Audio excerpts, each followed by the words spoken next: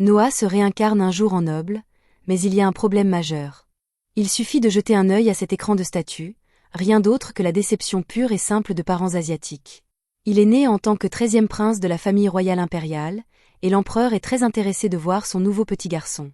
Il est informé que l'affinité magique la plus élevée de Noah est avec l'eau, il décide donc de lui offrir un fief près de l'eau comme premier cadeau d'anniversaire. Dès qu'il dit cela, Noah remarque que quelque chose apparaît à côté de sa magie de l'eau de rang E.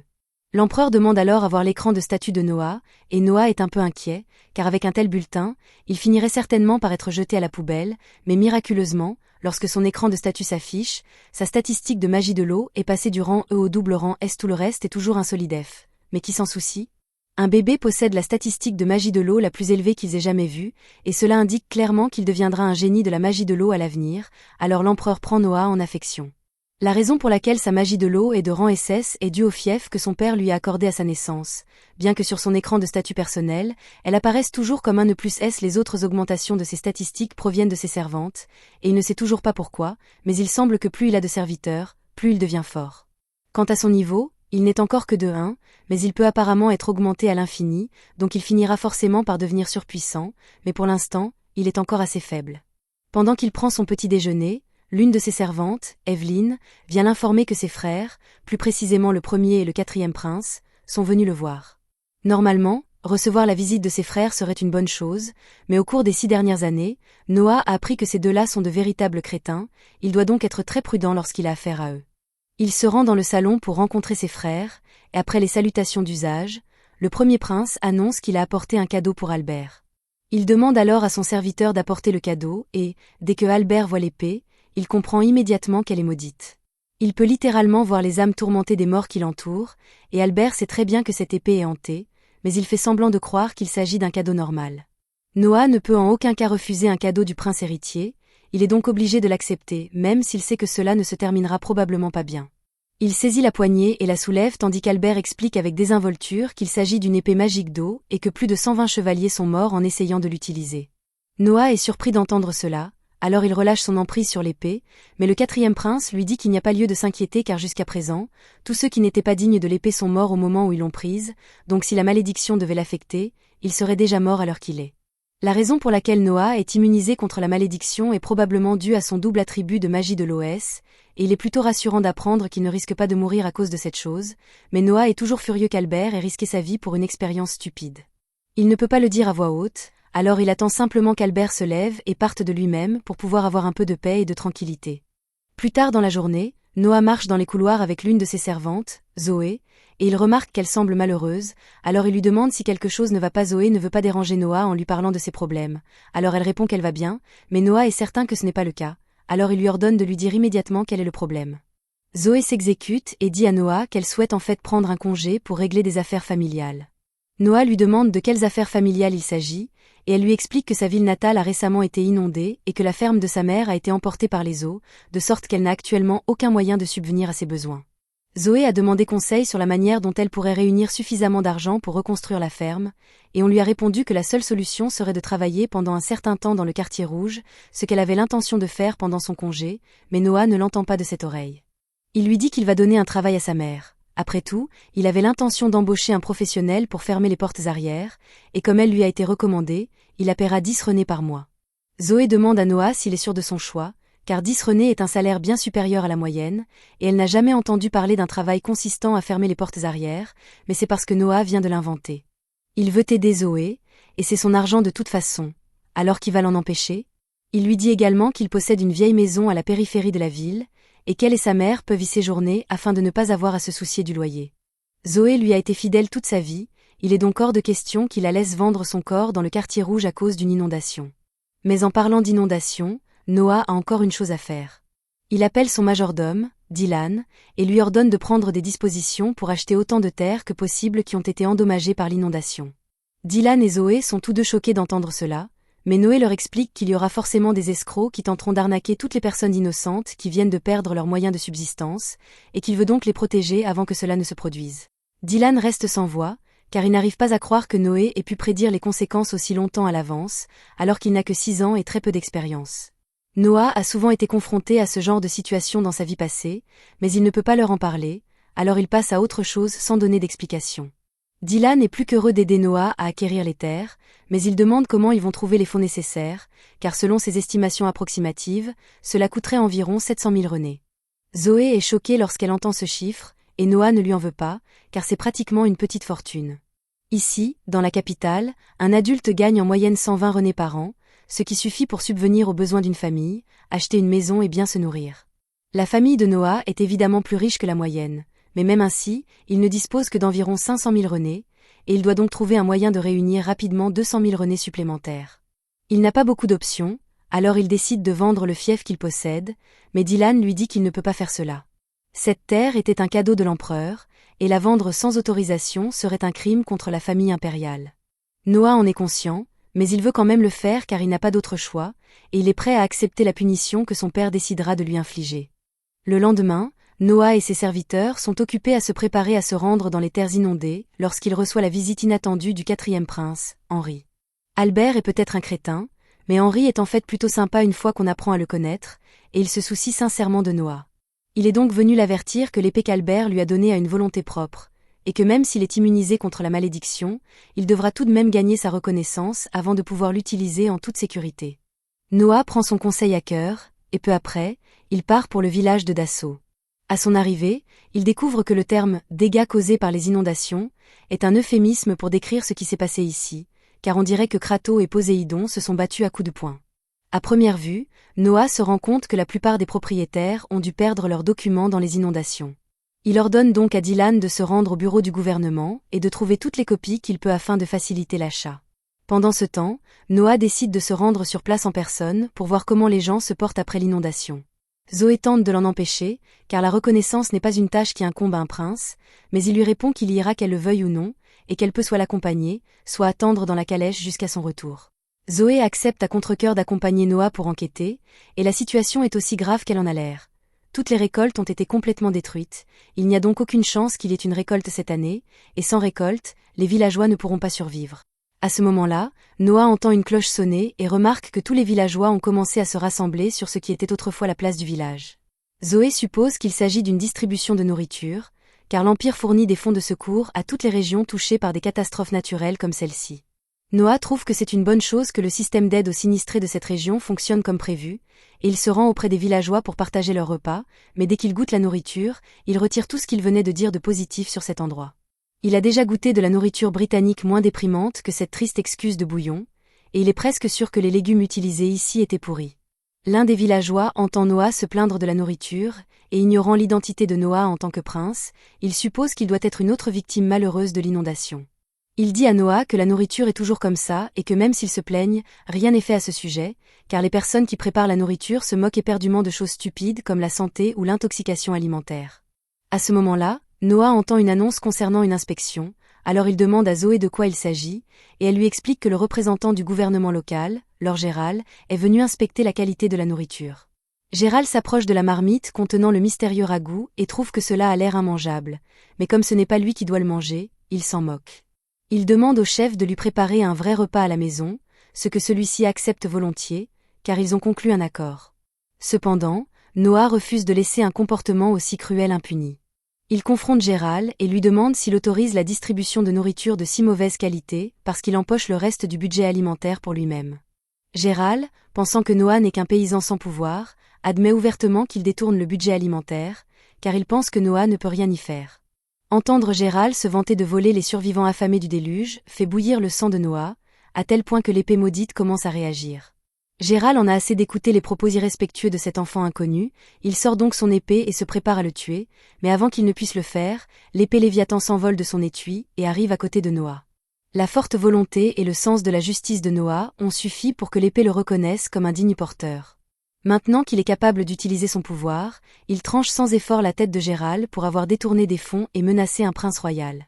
Peu après, Lord Rowan, le patron de Gérald, arrive, et les gardes tentent de le convaincre d'arrêter Noah pour avoir tué Gérald. Mais dès que Rowan voit Noah, il le reconnaît immédiatement comme le 13e prince et s'agenouille pour lui témoigner son respect. Noah dit à Rowan qu'ils doivent avoir une longue discussion au sujet de la situation. Ce qui est une façon polie de dire que Rowan est dans de beaux draps pour avoir laissé Gérald s'en tirer ainsi pendant si longtemps. Il dit qu'il a déjà puni Gérald, mais que les complices qui l'ont aidé à voler ses fonds sont toujours là-bas, et il attend donc de Rowan qu'il s'occupe d'eux de manière appropriée. En attendant, Noah lui ordonne de faire préparer un repas décent pour les gens ici. Plus tard, après que Noah a finalisé l'achat du village, Albert reçoit un rapport sur ce que Noah a fait, et il est surpris que son frère ait pu utiliser l'épée sans subir d'inconvénients, mais il a encore d'autres projets pour lui à l'avenir. Pendant ce temps, Noah est convoqué à une réunion avec son père pour s'expliquer. Il s'attendait à être réprimandé pour avoir vendu ses terres afin d'acheter un village endommagé par les inondations, mais à sa grande surprise, l'empereur le remercie. Si Noah n'avait pas fait ce qu'il a fait, les dommages subis par ces personnes auraient été bien plus importants. Il voit clairement que Noah est un jeune homme compétent, alors il lui demande de continuer à servir l'Empire de toutes ses forces, ce que Noah accepte avec joie. Peu de temps après, nous voyons Noah rendre visite à la ville de Myre, et il est là parce qu'il a entendu dire qu'une chanteuse talentueuse se produit. Alors que le spectacle commence, Noah est captivé par la belle voix de la jeune fille, et il apprécie vraiment sa performance. Mais soudainement, un groupe de voyous fait irruption dans le théâtre et se met immédiatement à crier après la jeune fille. Apparemment, le père de la jeune fille leur doit beaucoup d'argent, c'est pourquoi elle travaille comme chanteuse ici pour le rembourser. Mais les voyous ne pensent pas qu'elle sera capable de gagner assez d'argent pour les rembourser de cette façon, alors il la menace et lui crie d'aller travailler dans le quartier rouge. Tout le monde voit cela se produire, mais ils ont tous trop peur pour intervenir et faire quelque chose, alors Noah décide de prendre les choses en main avant que la situation ne s'aggrave. Il sort sur scène et cite la loi dans la Constitution impériale qui interdit spécifiquement de forcer les enfants à payer les dettes de leurs parents, donc ce qu'ils font est illégal. Les voyous disent à Noah de s'occuper de ses affaires et le menacent de lui donner une leçon s'il ne se retire pas. Mais Noah invoque simplement son épée et leur tire des coups d'avertissement. Maintenant, ils savent que Noah n'est pas quelqu'un avec qui on peut s'amuser, alors ils se retirent tous, mais ils crient encore qu'il paiera pour cela la prochaine fois qu'ils le verront. Une fois les voyous partis, Noah demande à sa servante de remettre une carte de visite au propriétaire de ce théâtre, et lui dit que si ces voyous reviennent, il devrait leur dire que la jeune fille est sous sa protection. Le propriétaire jette un coup d'œil à la carte et reste sans voix en réalisant que Noah est le 13e prince. Il se tourne ensuite vers la jeune fille et lui demande combien coûtent ses dépenses mensuelles. Elle hésite à répondre car elle dépense beaucoup d'argent pour s'occuper de sa mère malade, mais Noah lui dit soudainement qu'il est prêt à lui payer 25 reines pour qu'elle puisse se concentrer sur le chant sans avoir à se soucier de l'argent, et elle n'a pas non plus à s'inquiéter de le rembourser, mais pour l'instant, il aimerait qu'elle termine sa performance. Après être rentré chez lui, Noah est accueilli par sa servante en chef, et il est heureux d'être de retour à la maison. Mais il y a un groupe de personnes qui s'inclinent devant la porte, et il ne sait pas de quoi il s'agit. La servante explique que ces personnes sont des prêteurs sur gage et qu'elles ont dit être là pour s'excuser auprès de lui pour ce qu'elles ont fait puisqu'elles n'avaient pas réalisé que Noah était un prince. Mais Noah dit à sa servante de les renvoyer parce qu'il n'est pas quelqu'un à qui ils peuvent parler chaque fois qu'ils le souhaitent. Juste à ce moment, Henri arrive et il a tout entendu, alors il dit à Noah qu'il a fait un choix intelligent parce que s'il accordait une audience à des voyous comme eux, cela nuirait à la réputation de la famille royale. Noah est d'accord que ce serait mauvais pour leur réputation d'accueillir des gens comme ça, mais ce n'est pas vraiment la raison pour laquelle il a choisi de les ignorer. Il explique qu'il y a en fait une chanteuse qu'il veut soutenir, et il a pensé que s'il laissait les voyous penser qu'il était encore en colère, alors il n'embêterait plus la jeune fille. Henri est surpris que Noah soit prêt à aller si loin pour une chanteuse, mais il est tout aussi surpris par le fait qu'il ait pu penser si loin à l'avance. Ses autres frères, comme Frank et Gary, ont à peu près son âge, mais ils ne seraient jamais capables de concevoir un plan aussi bien pensé sur le moment, bien que ce ne soit pas non plus attendu d'eux, puisqu'ils sont encore des enfants. Quoi qu'il en soit, la raison pour laquelle Henri est venu aujourd'hui est qu'il veut discuter de l'épée. Et sur ce point, Noah le remercie pour l'avertissement qu'il a donné la dernière fois concernant le fait que l'épée a une volonté propre parce que cela l'a vraiment aidé. Henri est heureux de l'entendre, mais il se demande comment Noah la transporte puisque l'épée serait normalement trop grande et peu pratique pour un enfant de sa taille à porter. Mais Noah dit que ce n'est pas vraiment un problème puisqu'il peut faire ça. Henri est choqué lorsqu'il voit l'épée de Noah apparaître de nulle part, alors il lui demande comment il a fait. Noah explique qu'il réduit simplement son épée et la cache dans sa manche. L'épée est un trésor national depuis des siècles à ce stade, mais personne n'a jamais été proche de faire quelque chose comme ça avec, et Henri prend cela comme un signe du talent naturel de Noah. Plus tard dans la soirée, Noah accompagne Henri à la porte d'entrée pour qu'il puisse rentrer chez lui, et c'est alors qu'il remarque que les voyous de tout à l'heure sont toujours là à supplier pardon, mais il ne s'en soucie pas particulièrement. Un des voyous est vraiment agacé par le fait que Noah continue de l'ignorer, alors il se lève et le menace de le tuer, mais Noah le fait facilement tomber à terre sans bouger un muscle. Henri lui demande ce qu'il vient de faire, alors il explique qu'il vient de libérer un peu du pouvoir de Léviathan pour calmer l'homme, et cela indique un contrôle incroyable, mais à ce stade, Henri n'est plus surpris. Ce même soir, Noah décide de se rendre en ville pour un événement, et à son arrivée, il est accueilli par l'hôte, Rédoc. Alors qu'ils entrent dans la salle du banquet, Redok remarque l'épée à la taille de Noah, et elle a l'air plutôt spéciale, alors il l'interroge à son sujet. Noah explique que c'était un cadeau de son frère, la grande épée, Léviathan, et ils sont tous stupéfaits de réaliser que Noah possède un trésor national. Quelques-unes des personnes présentes ne peuvent pas croire qu'un enfant posséderait un trésor national, même s'il est prince, et par quelques personnes, je veux dire ce type particulier à l'arrière, qui dit ouvertement que l'épée est probablement une réplique jouet. Noah refuse de laisser un tel manque de respect impuni, alors il libère un peu du pouvoir de son épée pour prouver que c'est l'original, mais il finit par aller un peu trop loin, faisant presque s'évanouir tous les présents à cause de l'énergie écrasante. Il finit par mettre fin à sa démonstration de pouvoir, et tout le monde est visiblement secoué. Mais pour arranger les choses, Redok parle de l'incroyable capacité de Noah à manier une telle arme, et tout le monde suit parce qu'ils ne veulent pas encourir sa colère. En vérité, Noah n'était pas si en colère à ce sujet, mais l'épée l'était, c'est pourquoi elle a agi en son nom. L'hôte demande à Noah ce qu'il compte faire de l'homme qu'il a manqué de respect, et normalement, une situation comme celle-ci appellerait une punition sérieuse, mais Noah décide de laisser couler parce que ce n'est pas si grave. La fête se poursuit comme prévu par la suite, et tous les nobles approchent Noah les uns après les autres pour se présenter. Les suivants sont Byron Allen, le chef de la compagnie Allen, et sa fille Cindy. Après les avoir regardés, Noah déduit que Cindy doit être adoptée, et Byron est surpris de l'entendre dire cela, mais Noah a en effet raison sur le fait qu'elle est adoptée. Il demande comment Noah a pu savoir que Cindy est adoptée. Alors il explique qu'il a remarqué que Byron se comporte avec la retenue d'un noble né dans la haute société, tandis que Cindy se comporte comme quelqu'un qui apprend encore les ficelles.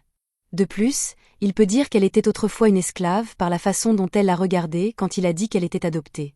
Byron commence à s'excuser de ne pas avoir expliqué plus tôt et précise qu'il a effectivement acheté Cindy à l'origine comme son esclave, mais elle est intelligente et apprend rapidement, alors il a pensé qu'il valait mieux l'éduquer comme sa fille pour qu'elle puisse un jour hériter de son entreprise. Il suppose que Noah doit détester l'idée qu'un noble adopte une esclave comme sa fille, mais au contraire, Noah approuve grandement la décision de Byron. Il dit à Byron que lui et sa fille sont les bienvenus pour visiter son manoir à tout moment parce qu'il aimerait en savoir plus sur leur vie. Le lendemain, Noah se rend au marché pour jeter un coup d'œil aux alentours, et pendant qu'il est là, il tombe sur l'un de ses frères, le 8e prince, Oscar. Il demande ce que Noah fait ici tout seul, alors il explique qu'il se promenait pour s'amuser. Oscar ne voit pas ce qui est si amusant dans une promenade, mais puisque Noah n'est pas occupé pour l'instant, il lui demande s'il aimerait se joindre à lui pour une petite chasse au trésor. Cela attire l'attention de Noah, alors il accepte de se joindre à lui, et Oscar l'emmène à Cobalt Street. Cet endroit est connu pour les innombrables artefacts qui y sont vendus, mais il y a aussi un bon nombre de contrefaçons, c'est pourquoi trouver des artefacts authentiques est vraiment difficile. Noah et Oscar passent l'après-midi à chercher sur le marché des artefacts décents, mais peu importe à quel point Oscar cherche, il ne trouve rien de bon. Il est prêt à abandonner et à rentrer chez lui, mais soudainement, Noah repère un livre qui attire son attention. Il propose immédiatement de l'acheter, alors le propriétaire de l'étal dit qu'il doit payer 3 rennes. Après avoir payé, Oscar vient demander à Noah s'il y a quelque chose de spécial avec le livre, mais dès qu'il pose les yeux dessus, il réalise que le livre est le grimoire du sorcier légendaire Andrea, et quelque chose d'aussi précieux vaudrait normalement des milliers de rennes, donc le propriétaire de l'étal vient de perdre son fonds de retraite sans le savoir. Oscar demande comment Noah savait que c'était un grimoire puisque très peu de gens savent à quoi il ressemble réellement, mais en vérité, Noah n'avait aucune idée que c'était un grimoire au départ. Il a juste vu l'une de ses stats augmenter quand il a touché, alors il voulait l'acheter pour le boost de stats. Mais maintenant qu'il y pense, si cette chose augmente les stats, alors cela doit être similaire à son épée, ce qui voudrait dire qu'elle a une conscience propre. Pour tester sa théorie, Noah pointe Léviathan vers le livre, et soudainement, une énergie sombre commence à en jaillir alors qu'un esprit malveillant émerge. Oscar réalise maintenant que le grimoire devait avoir l'âme du sorcier scellée à l'intérieur, et maintenant qu'il est devenu un esprit vengeur, il va attaquer tout ce qui est à portée. Il avertit Noah de reculer, mais il sait exactement comment gérer cette chose, alors il lève son épée et frappe avec une attaque d'eau à pleine puissance. En conséquence, l'esprit est complètement détruit, et Oscar est content que la situation ait été gérée, mais il craint que quelqu'un ait pu être blessé pendant le chaos. Cependant, Noah lui dit qu'il n'y a pas besoin de s'inquiéter pour cela, puisqu'il a veillé à diriger son attaque vers le ciel. C'est impressionnant que Noah ait pu prendre la meilleure décision avec si peu de temps pour réfléchir, mais Oscar est plus étonné par le fait qu'il ait vaincu l'esprit d'un sorcier légendaire en un seul coup. Juste à ce moment, un propriétaire de boutique locale nommé Alan approche les deux et dit qu'il a une proposition pour eux. Il explique qu'il a un artefact qu'il n'a pas pu utiliser pendant un moment maintenant, mais après avoir vu la démonstration de force de Noah, il pense qu'il pourrait être capable de le réveiller. Noah est intrigué, alors lui et Oscar suivent Alan jusqu'à sa boutique où on leur présente une bague spéciale. Pour la plupart des gens, elle ne fait rien, mais selon les rumeurs, elle s'éveillera quand quelqu'un de digne la mettra. Cela ressemble à une arnaque classique, mais Noah n'a rien à perdre, alors il décide d'essayer, et à sa surprise, la bague réagit à lui et finit par former une puissante armure autour de lui.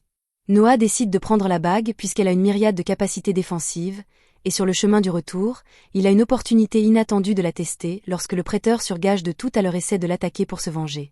La bague crée automatiquement un bouclier pour défendre Noah, et le type est projeté au sol, donc il ne sera plus un problème maintenant. Noah se rend plus tard à l'une des performances de la chanteuse, et après avoir attaqué un noble, ce prêteur sur gage est condamné, donc la chanteuse n'a plus à s'inquiéter à son sujet. Mais il s'avère qu'il n'était pas le seul fauteur de troubles parce que, après que la chanteuse a terminé sa performance, 2 hommes ivres montent sur scène et essaient de flirter avec elle. Noah intervient et les chasse, mais il en a assez des ennuis constants ici, alors il demande au propriétaire d'arrêter d'accepter des clients comme eux. Le propriétaire est d'accord que c'est un peu un problème, mais ce sont les seuls clients qu'il a, donc il ne peut pas se permettre de rester en affaires sans eux. Dans ce cas, Noah propose d'acheter l'entreprise carrément et offre au propriétaire un énorme sac de pièces. La chanteuse approche Noah pour le remercier de l'avoir protégé, et elle ne sait pas comment elle pourrait jamais le rembourser, mais Noah dit que tout ce qu'il veut, c'est l'entendre chanter, alors il lui demande de jouer une chanson de plus pour lui. Un matin, Noah se prépare pour la journée lorsqu'il reçoit la nouvelle que Marley Mort, le général de Holjoie, est là pour lui rendre visite. Holjoie est l'une des terres les plus prometteuses du fief de Noah, donc il accepte de rencontrer Marley et dit à ses servantes de le faire entrer. Marley le salue dans la salle de réunion, mais Noah lui dit qu'il n'y a pas besoin de formalité et demande à Marley de s'asseoir. Marley et Noah se sont rencontrés pour la première fois il y a 1 an et demi, environ lorsque Marley a été nommé général de Holjoie, et en parlant de cela, Noah lui demande comment ça se passe. Il se souvient que Marley a reçu un ordre impérial pour gérer le contrôle des inondations de la région, mais à voir son expression, il peut dire que les choses ne se passent pas bien de ce côté. Holjoie est une riche terre agricole céréalière qui longe une rivière courbe, mais cela la rend sujette à des inondations occasionnelles.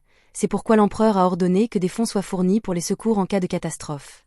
Marley explique qu'il n'a pas pu apporter de changements significatifs, et la raison principale est que le ministre des Finances ne cesse de trouver des excuses pour éviter de disperser les fonds nécessaires. Noah est incroyablement mécontent lorsqu'il entend cela, car cela ressemble à un cas flagrant de détournement de fonds publics. Alors il demande à Marley de l'accompagner car ils vont rendre une petite visite au ministre. Peu de temps après, Noah rend visite au ministre des Finances pendant le déjeuner, et le ministre est aussi gras et huileux que Noah s'y attendait. Le ministre essaie d'abord de le flatter, mais Noah va droit au but et lui demande pourquoi il n'a pas donné à Marley les fonds nécessaires pour gérer les inondations à Holjoie. Le ministre reste calme et dit à Noah qu'il a une très bonne raison pour cela, mais Noah l'interrompt et lui dit qu'il ferait mieux de ne pas le prendre pour un enfant. Après tout, rabaisser un prince est une offense passible d'exécution. Le ministre commence maintenant à devenir un peu nerveux. Alors il explique rapidement que lors de l'inondation de l'année dernière, l'empereur a généreusement accordé à Holjoie une exemption fiscale, donc il pensait qu'il serait juste que Holjoie utilise l'argent qu'ils ont économisé pour réparer les inondations cette année. C'est la déclaration la plus absurde que Noah ait entendue au cours de ses 6 courtes années de vie dans ce monde, alors il demande au ministre s'il le prend pour un imbécile ou quoi. Il est clair que l'exemption a été accordée parce que Holjoie n'avait pas d'argent pour payer des taxes l'année dernière, donc pour le ministre de parler comme si Holjoie avait encore cet argent est une insulte à l'intelligence de Noah. Le ministre réalise qu'il est dans une situation délicate maintenant, alors il pense frénétiquement à une autre excuse et dit ensuite à Noah que la raison pour laquelle il ne peut pas remettre l'argent pour les inondations est qu'il en a besoin pour l'empereur. Il pense qu'en utilisant le nom de l'empereur, Noah ne pourra plus lui tenir tête, mais son excuse est que l'empereur devient assez vieux, donc il veut lui construire une villa royale, et c'est trop pour Noah. Il dit au ministre qu'il vient de commettre un crime grave car non seulement il a appelé l'empereur un vieil homme, mais il a aussi utilisé son nom comme un moyen de couvrir son stratagème. Et pour couronner le tout, son excuse était aussi stupide que « il y a un territoire qui inonde, mais j'ai besoin de l'argent pour construire une villa ». Le ministre commence à supplier pardon car il réalise à quel point il vient de gâcher les choses, mais Noah lui dit que s'il ne veut pas que l'empereur entende parler de cela, alors il ferait mieux de remettre les fonds immédiatement. Le ministre s'enfuit en panique pour faire ce que Noah a demandé, et il semble que l'affaire ait été officiellement résolue, donc Marley remercie Noah pour son aide. Il s'excuse aussi d'avoir impliqué Noah dans une situation comme celle-ci, mais il n'avait pas d'autre choix puisqu'il n'aurait pas pu gérer le Premier ministre tout seul. Alors que Noah se prépare à rentrer chez lui, il reçoit soudain un message disant que l'empereur veut avoir une réunion avec lui. Noah est surpris car il est rare que son père le convoque sans raison, mais cela doit être important, donc Noah laisse tout tomber et se rend au château de son père. À son arrivée, Noah salue l'empereur, mais il lui dit qu'il n'y a pas besoin d'être si formel avec lui. Tout d'abord, il veut féliciter Noah pour avoir si bien géré le ministre des Finances. Noah est surpris que l'empereur soit déjà au courant alors que cela vient littéralement de se produire il y a quelques minutes, mais on lui dit que l'information est l'une des armes les plus puissantes que l'on puisse manier, et en tant qu'empereur, son réseau d'information est inégalé. Noah apprécie les éloges de son père, mais il lui dit qu'il faisait seulement ce qu'il pensait être juste.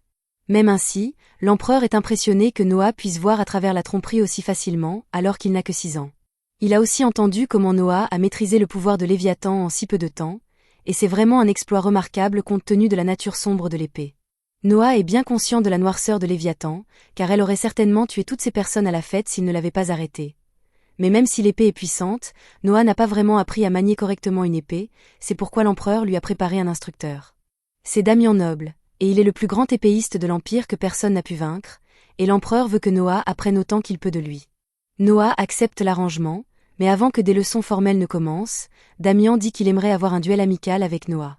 L'empereur ne pense pas que ce serait juste puisque Noah ne sait pas se battre avec une épée, mais Damian l'assure que ce ne sera qu'un simple test pour voir le potentiel que Noah possède. L'empereur finit par accepter le duel, donc Damian lève son épée et dit à Noah de l'attaquer comme il veut, donc Noah saisit Léviathan et charge vers Damian.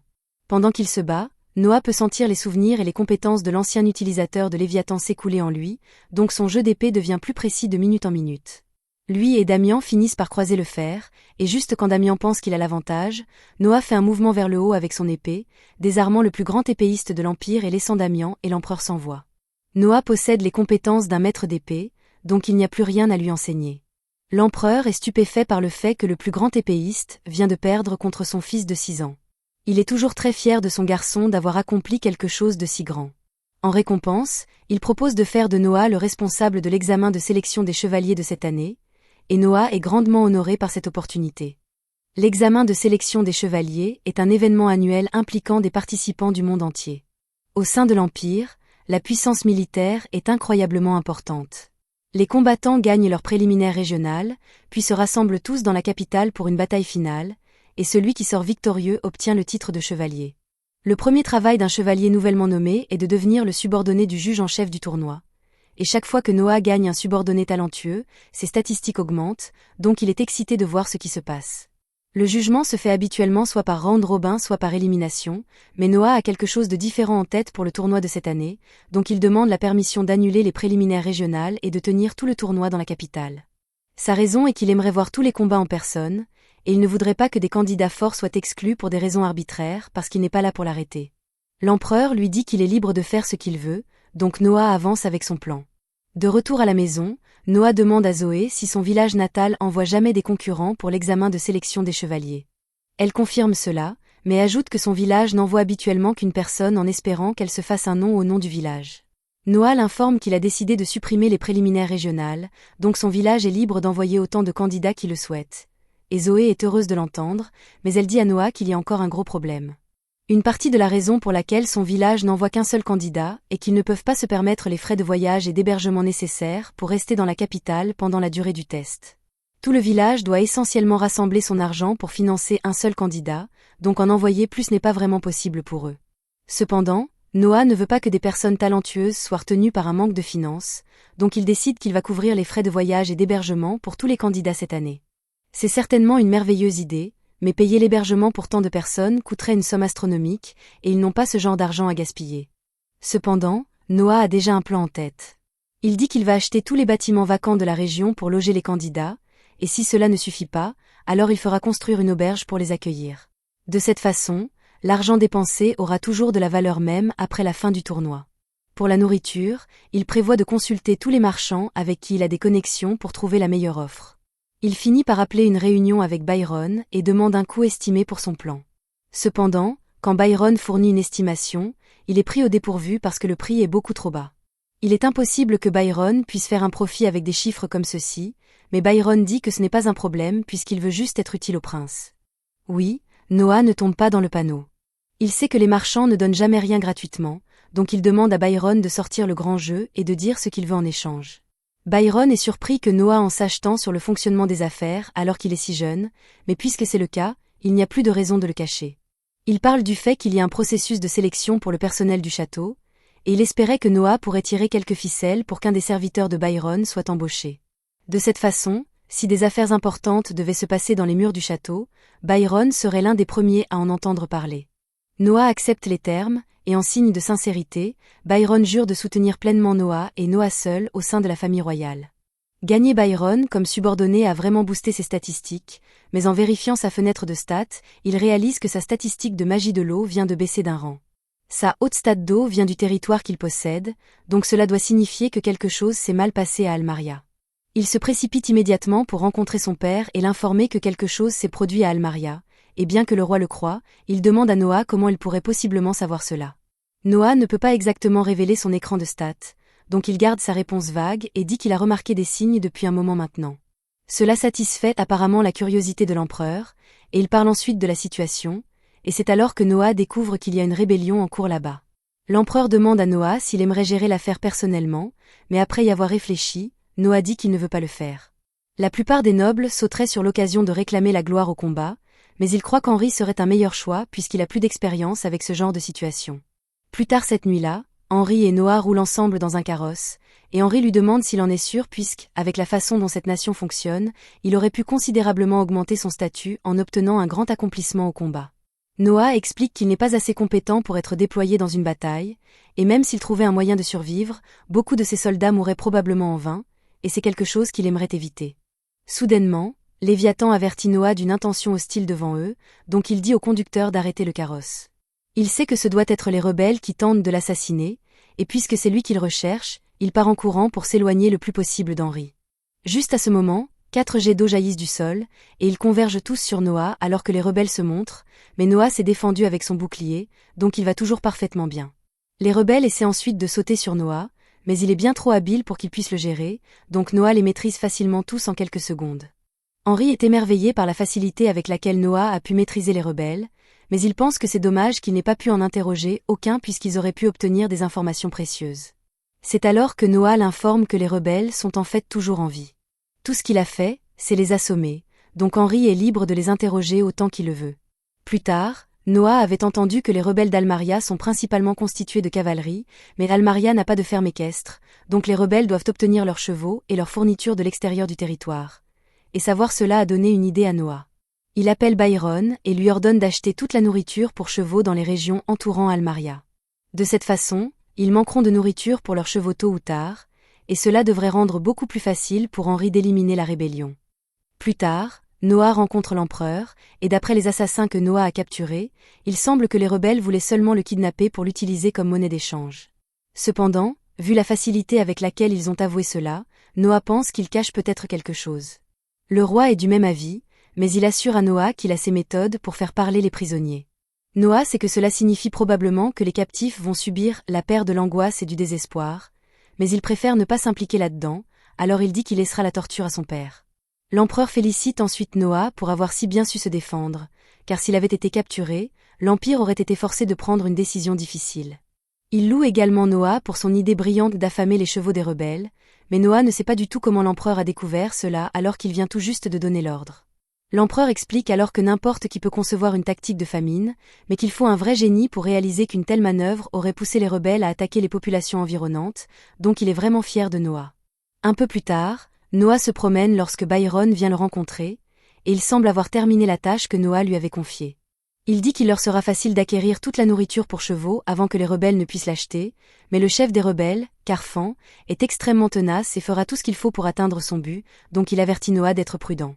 C'est alors que Zoé s'approche de Noah parce qu'il y a apparemment un homme blessé à la porte, et il prétend avoir un rapport important à remettre à Noah. Noah est intrigué, alors il se dirige vers la porte pour rencontrer l'homme et découvre que c'est un chevalier qui travaille à Almeria. Il informe Noah que son supérieur a récemment lancé une rébellion à Almeria, et qu'on lui a ordonné de rejoindre les forces rebelles, mais il n'a pas pu s'y résoudre, alors il a fui pour en informer Noah. Noah était déjà au courant de la rébellion, mais il remercie quand même le chevalier de l'en avoir informé et demande à sa servante de soigner ses blessures. Il décide également de donner au chevalier une récompense de 1000 rennes pour sa loyauté, mais Byron est surpris que Noah aille aussi loin alors que l'information fournie par le chevalier n'est même plus utile.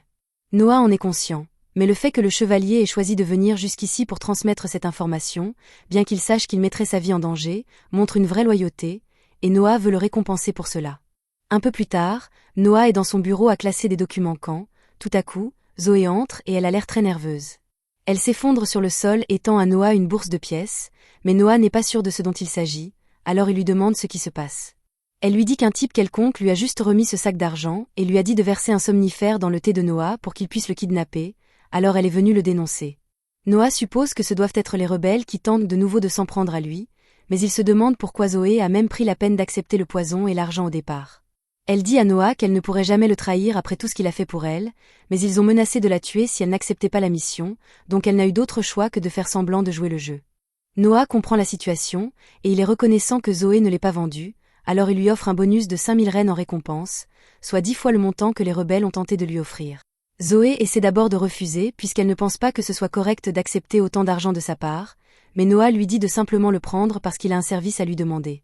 Zoé dit qu'elle est prête à tout faire pour lui, mais alors Noah lui dit qu'il va volontairement avaler le somnifère, et après qu'il se sera endormi, il veut qu'elle laisse les rebelles l'emporter. Zoé pense que c'est beaucoup trop risqué, mais elle ne peut pas aller contre les ordres de Noah, alors elle fait comme il dit.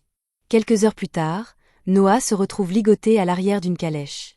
C'est à peu près ce à quoi il s'attendait, c'est pourquoi il a caché le Léviathan rétréci dans son oreille pour que les rebelles ne le lui prennent pas. Heureusement, il a encore sa bague, alors il utilise son pouvoir pour couper les cordes, et une fois libre, il demande à Léviathan de lui montrer ce qui s'est passé pendant qu'il était inconscient. En gros, après avoir bu le thé drogué, les rebelles ont fait irruption et ont emporté le corps de Noah avant de le charger dans cette calèche et de s'enfoncer dans la forêt. Il semble s'être arrêté pour faire une pause, donc Noah pense que c'est le moment parfait pour passer à l'action et sort de la calèche pour les affronter. Les rebelles ne s'inquiètent pas au début quand ils voient que Noah s'est libéré, car ils supposent qu'un gamin ne pourrait en aucun cas tous les vaincre. Cependant, Noah commence à les abattre sans effort l'un après l'autre, et en un rien de temps, il est le seul encore debout. Quelques instants plus tard, Noah remarque qu'un groupe de chevaliers approche, et Zoé est là aussi. Il lui demande ce que tout cela est censé être, alors elle explique que même si tout s'est passé selon le plan de Noah, elle était quand même inquiète, alors elle a contacté les chevaliers et organisé une opération de sauvetage pour Noah. Noah apprécie la pensée, mais il n'y a plus grand-chose à faire maintenant, alors il demande simplement aux chevaliers de s'occuper des criminels dont il vient de s'occuper. Les chevaliers font comme on leur dit, mais en déplaçant les corps, l'un d'eux laisse tomber un poignard, et Noah remarque quelque chose d'étrange à son sujet, alors il ordonne à tout le monde de reculer pendant qu'il examine de plus près. Il peut sentir une quantité incroyable de malveillance émaner de cette chose, et il est assez clair qu'elle a été maudite par quelqu'un. Mais les malédictions fonctionnent dans les deux sens, et Noah peut maintenant l'utiliser pour retrouver le propriétaire. Il prépare Léviathan et se prépare à utiliser son pouvoir pour régler les comptes une fois pour toutes. Une énorme quantité d'énergie est lancée dans les airs, et peu de temps après, elle atteint la stratosphère avant de se rediriger vers une cible spécifique. La cible en question est Carfan, le chef des rebelles, et avant même de savoir ce qui l'a frappé, il est oblitéré. Le lendemain matin, l'empereur convoque Noah à une réunion pour lui dire à quel point il est fier. Il vient d'apprendre que le chef des rebelles s'est fait exploser la tête par un coup d'épée intercontinental, et Noah est simplement content que cela ait fonctionné parce qu'il ne savait pas si cela avait réellement touché Carfan ou pas la nuit dernière. Avec le chef rebelle mort, le reste des rebelles a rapidement sombré dans le chaos, et peu de temps après, Henri a réussi à les supprimer complètement. Une fois que chaque participant à la rébellion a été capturé, une réunion est tenue pour annoncer la punition qu'ils subiront pour leurs crimes. L'empereur est vraiment furieux du fait que ces gens aient tenté de s'emparer des terres de Noah, alors il ordonne qu'ils soient tous écartelés. Tout le monde commence à acclamer la décision de l'empereur parce qu'il n'oserait pas le remettre en question, mais Noah a en réalité quelque chose à dire. Il dit à son père qu'il ne pense pas que l'écartèlement des coupables soit la meilleure ligne de conduite ici, et ce n'est pas parce qu'il pense qu'il devrait être pardonné ou quoi que ce soit, mais la loi impériale a des peines clairement établies pour les cas de rébellion. Les chefs de la rébellion doivent être pendus, tandis que ceux qui y ont participé doivent être décapités. L'empereur pense qu'une mort sans douleur est bien trop douce pour ces gens, mais quoi qu'il en soit, Noah lui dit que même s'il est l'empereur, il doit toujours suivre la loi impériale. Sinon, il porterait atteinte à l'intégrité de la famille royale. L'empereur réalise que Noah a raison sur ce point, mais il dit qu'il ne sera pas satisfait si les coupables reçoivent une punition trop clémente, alors il ordonne qu'ils soient punis avec la plus grande sévérité permise par la loi, sans aucune clémence. Noah n'a aucune objection à cela, donc l'empereur officialise, et il ordonne au Premier ministre de s'assurer que les punitions sont correctement exécutées.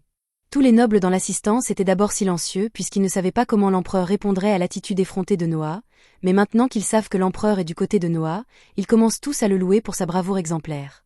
Maintenant que l'audience est terminée, l'empereur se lève de son trône et s'approche de Noah pour le remercier d'avoir été si direct plus tôt, puisqu'il l'a empêché de salir le bon nom de l'Empire, et il dit qu'il prévoit de le récompenser pour ses efforts. Il déclare qu'il accordera un titre à Noah, car tout enfant est capable de tenir tête à son père, mais la sagesse de le faire au bon moment est un talent qui mérite d'être reconnu. Ainsi, l'empereur annonce que Noah sera désormais connu sous le nom de prince sage, ce qui est un grand honneur car c'est un titre extrêmement rare.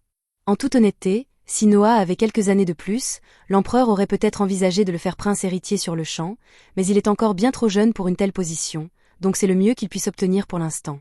Cela dit, l'empereur se souvient que l'examen de sélection des chevaliers va bientôt commencer, alors il demande à Noah s'il a décidé comment il entend le juger.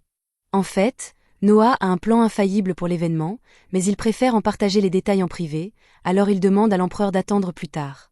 Après la fin officielle de l'audience, Noah emmène l'empereur dans le jardin et fait se tenir 4 serviteurs avec des seaux d'eau pendant qu'il sirote une tasse de thé. Lorsqu'il donne le signal, les 4 serviteurs tentent de lui jeter l'eau, mais Noah utilise sans effort le bouclier de sa bague pour bloquer chaque dernière goutte. C'est ainsi qu'il prévoit de juger les candidats de l'examen de sélection. Il les fera l'attaquer un par un et jugera ensuite leur performance en fonction de leur proximité à réellement le toucher. L'empereur est impressionné puisque cette méthode retire beaucoup du stress d'évaluation à Noah, tout en s'assurant que c'est juste et égal. Cependant, il est un peu inquiet des risques, car si l'un des participants se trouve être assez fort pour percer le bouclier de Noah, alors il pourrait être sérieusement blessé. Noah est conscient des risques, mais il assure à son père que tout ira bien parce qu'il a des mesures en place pour une telle éventualité. Plus tard, l'empereur se rend au trésor royal avec le Premier ministre, et en chemin, le Premier ministre lui demande s'il est sûr que c'était une bonne idée d'admettre ouvertement qu'il pense que Noah est un bon candidat pour son successeur. L'empereur n'y voit rien de mal puisqu'il est assez évident que Noah est un génie. Après tout, il a éliminé un chef ennemi à son âge sans même avoir mis les pieds sur un champ de bataille, et c'est un exploit digne de reconnaissance. Il y a aussi le fait que l'épée magique en sa possession détient un pouvoir inimaginable, et même aujourd'hui, une partie de ce pouvoir reste scellée parce qu'il serait trop dangereux pour une personne ordinaire de la manier, mais quelque chose dit à l'empereur que Noah pourrait probablement la maîtriser. C'était la fin de l'épisode 4. Abonnez-vous pour ne pas manquer le prochain.